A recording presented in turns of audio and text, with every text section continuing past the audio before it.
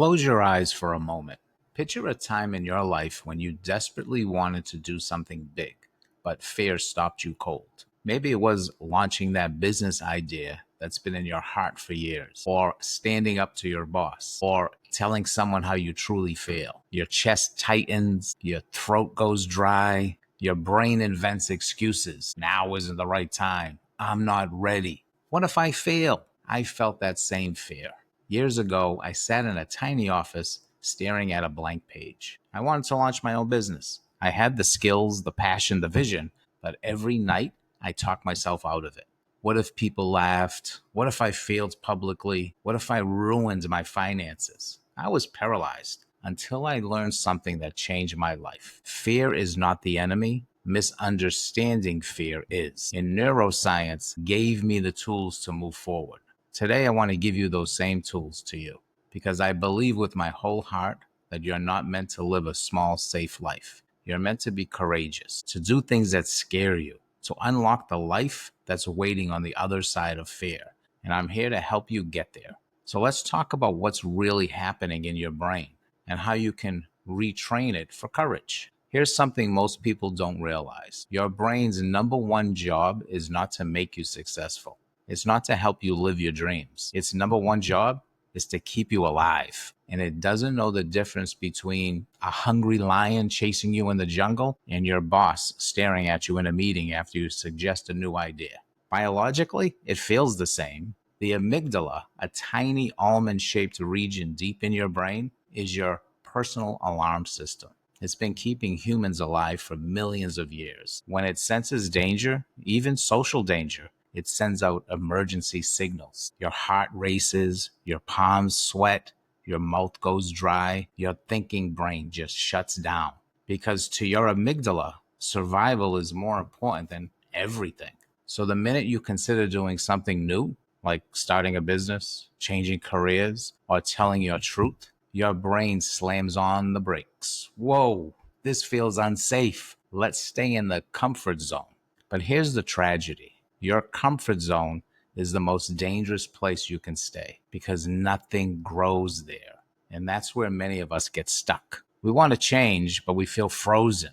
We long for purpose, but our fear wins. We dream of being bolder, but stay silent. So many people spend decades trapped, not because they're weak, but because they don't understand how to manage their brain's fear response. And that's what we're going to change today. Let me show you how your brain works under fear and how you can outsmart it. Here's the good news. You are not your fear. Fear is a signal, not a command. Think of your brain like a car. The amygdala is the gas pedal. It reacts instantly to keep you safe. The prefrontal cortex is the brake. It lets you slow down and think logically. When you're afraid, your amygdala floods your body with adrenaline and cortisol. Your brain's logical center, the prefrontal cortex, goes partially offline. That's why in moments of fear, it's hard to think clearly or make decisions. But here's the amazing part. You can train your prefrontal cortex to step in sooner and calm down your amygdala. That's called top-down regulation. Every time you confront fear, instead of avoiding it, you strengthen neural pathways that make courage easier next time. This is neuroplasticity, the brain's ability to physically rewire itself based on how you think, feel, and act. In studies, even adults in their 60s and 70s have shown new neural growth from practicing courageous behaviors. So courage isn't reserved for the special few. It's a skill, it's biology, and it's yours to develop. This changed my life completely.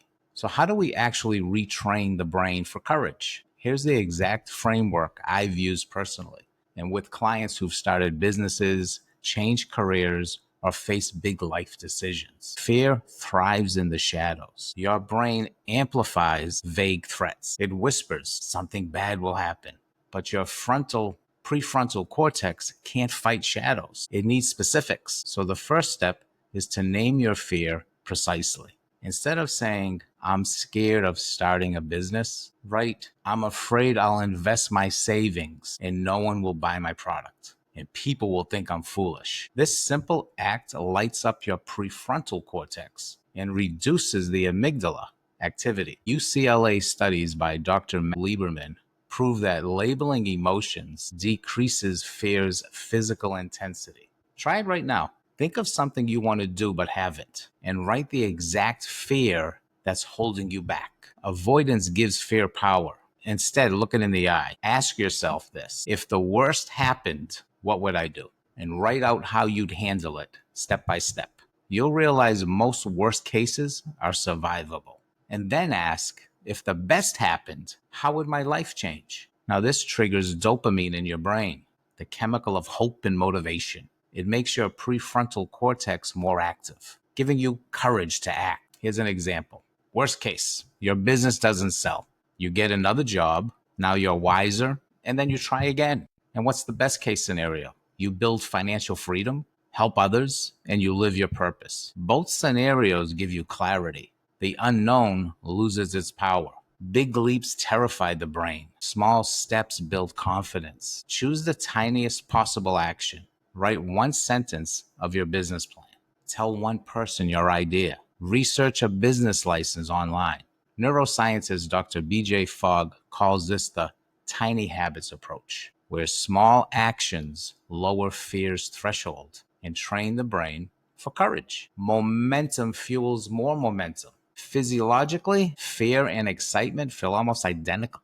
A racing heart, sweaty palms, butterflies in your stomach. Harvard studies show simply saying, "I'm excited," instead of "I'm scared," improves performance under pressure. I use this before every big speech or every business pitch. It's incredibly effective. Instead of fighting fear, you transform it into fuel. Your brain learns through reward. Each tiny courageous act deserves recognition. Celebrate privately. Write it in a journal. Tell a friend. This spikes dopamine, reinforcing courage pathways in your brain.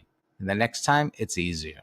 Fear starts to shrink in the face of evidence that you can handle discomfort. All right, Mindhacker families, let's make this real. Here's your challenge for the week. Identify one fear that's holding you back. Name it clearly. Visualize worst and best outcomes. Take a micro action. Reframe fear as excitement and celebrate your courage. Drop in the comments what small step you'll be taking this week to face a fear. I read every comment and I want to know your journey. I care, truly. I want to share something personal. A bunch of years ago, I had a stable job, decent pay, safe path forward, but I felt empty. I knew I was meant to do more. I wanted to start my own business, but I was terrified. One night I couldn't sleep. My mind kept racing. What if I fail? What if people call me foolish? What if I lose everything? Then I remembered the science. I wrote down my worst case scenario. I might lose money. I might need to get another job. My pride might take a hit. But then I asked, can I survive that? And the answer was yes. I took one small step. I filed a business name registration online. I don't know what it cost me, about $20 back then. That single act flipped a switch in my brain. I started to see myself as a business owner. I gained momentum. Fast forward today, I've built a career that lets me help thousands of people unlock their potential. I'm not fearless. I just practice at moving forward in spite of fear.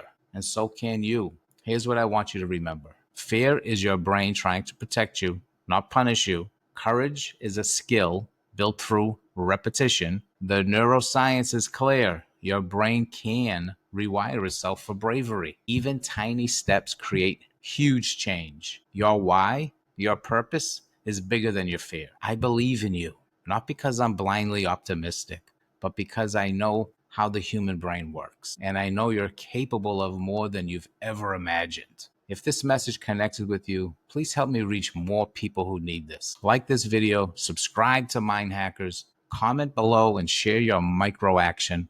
And together, we're not just learning, we're rewiring our brains and rewriting our futures. Thanks for watching, Mindhackrs. I'm here for you.